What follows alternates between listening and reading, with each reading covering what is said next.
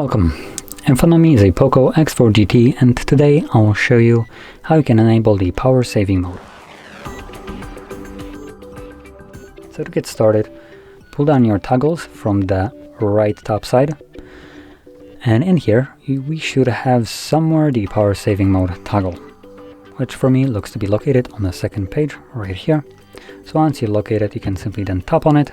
As you can see, it changes the color to indicate that it is right now enabled, and battery also takes the same shade right here. Now, there's not much happening that you can see, but there's a couple things that's going to happen in the background.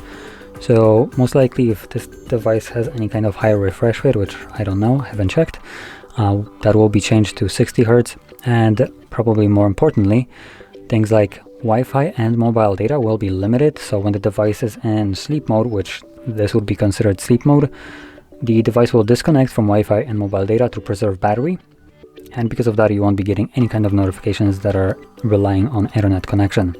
But when you wake up the device again, it will automatically reconnect and sync up everything that was missing. And there's probably a couple additional things happening that aren't really worth mentioning here. They just affect the aesthetics and speed of the phone, but probably the more important one and most important one was the internet connection.